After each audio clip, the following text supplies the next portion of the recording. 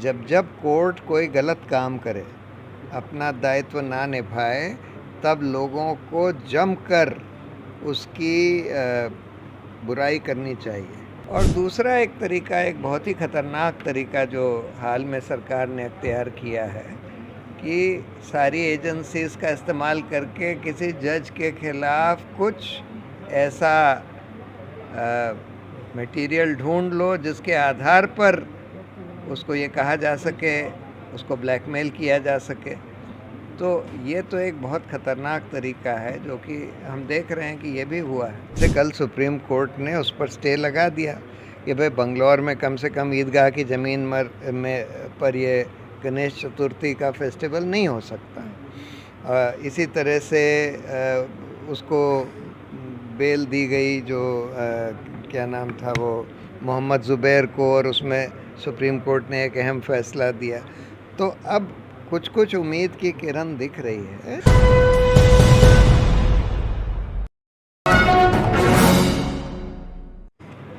देखिए, ये बड़ी दुर्भाग्य की बात है कि हाल के कुछ दिनों में या कुछ सालों में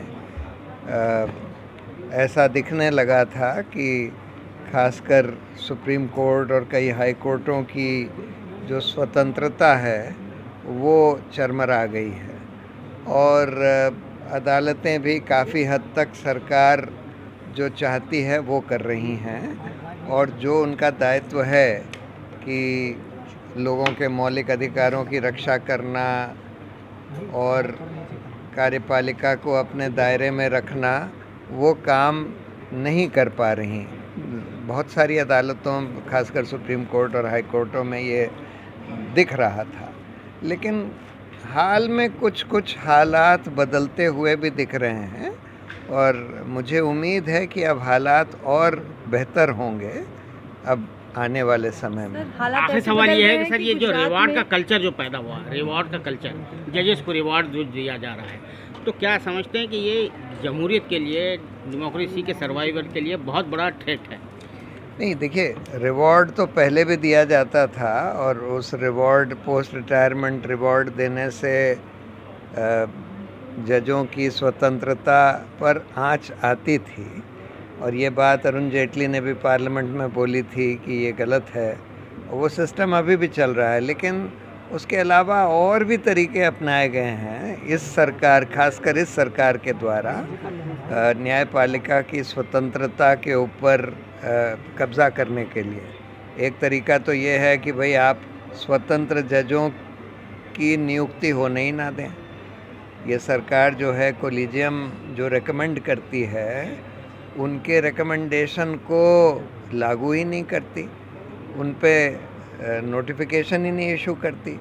जब यूनानिमसली कोलिजियम एक बार फिर से रिकमेंड कर देता है, तब सरकार के पास कोई ऑप्शन नहीं है, लेकिन फिर भी ये लोग नहीं करते। बहुत सारे केसेस में हम देख रहे हैं। और दूसरा एक तरीका, एक बहुत ही ख़तरनाक तरीका जो हाल में सरकार ने अख्तियार किया है कि सारी एजेंसीज़ का इस्तेमाल करके किसी जज के ख़िलाफ़ कुछ ऐसा मटेरियल ढूंढ लो जिसके आधार पर उसको ये कहा जा सके, उसको ब्लैकमेल किया जा सके। तो ये तो एक बहुत ख़तरनाक तरीका है जो कि हम देख रहे हैं कि ये भी हुआ है। सुप्रीम कोर्ट के नए न्यायाधीश जैसे ही अपने पद पर आसीन हुए, उसके बाद गुजरात के 9 में से 8 मामालों को उन्होंने रद्द कर दिया। ये वही जस्टिस हैं जिन्होंने अमित शाह पर भी मेहरबानी की। ऐसा है कि वो तो क्योंकि वो मामले में ट्रायल्स वगैरह हो चुकी थी, तो इसलिए वो सब इन्फ्रक्चुअस हो गए थे। पहले की जो सर मेहरबानी, जो लगातार फैसले आ रहे हैं उसके बारे में, ये बिल्किस बानो, फिर ये गुजरात, और अभी ईदगाह के बारे में, जैसे ये जो अदालतों का रवैया है, इस पर आप क्या कहना चाहेंगे? ये क्यों हो रहा है? मैंने तो बोला कि भाई अदालतें जो हैं, दिख रहा है काफ़ी हद तक उनकी स्वतंत्रता चरमराई हुई है, लेकिन हाल में कुछ जगह हमको उम्मीद की किरण भी दिख रही है। जैसे कल सुप्रीम कोर्ट ने उस पर स्टे लगा दिया कि भाई बंगलौर में कम से कम ईदगाह की ज़मीन पर ये गणेश चतुर्थी का फेस्टिवल नहीं हो सकता। इसी तरह से उसको बेल दी गई जो क्या नाम था वो मोहम्मद ज़ुबैर को, और उसमें सुप्रीम कोर्ट ने एक अहम फैसला दिया। तो अब कुछ कुछ उम्मीद की किरण दिख रही है और हम उम्मीद करते हैं कि अब आने वाले समय में सुप्रीम कोर्ट और हाई कोर्टों का भी रवैया कुछ बेहतर होएगा। What is the way out? Way out तो यही है कि देखिए, जब जब कोर्ट कोई गलत काम करे, अपना दायित्व ना निभाए, तब लोगों को जमकर उसकी बुराई करनी चाहिए, उस पर बोलना चाहिए कि भाई ये गलत फैसला सुप्रीम कोर्ट ने दिया, अपना दायित्व नहीं निभा रही है कोर्ट। और जब जब सही काम करते हैं तो उसकी तारीफ़ करनी चाहिए। तो तब फिर जो अच्छे जजेस होते हैं, और साथ में जो इंस्टीट्यूशनल रिफॉर्म्स होने की ज़रूरत है ना न्यायपालिका में, जी जैसे मास्टर और रोस्टर सिस्टम को ठीक करना है, एक न्यायिक जवाबदेही आयोग बनने की ज़रूरत है जिसमें जजेस के खिलाफ कंप्लेंट्स देखी जा सकें, जो सरकार से और न्यायपालिका से स्वतंत्र हो।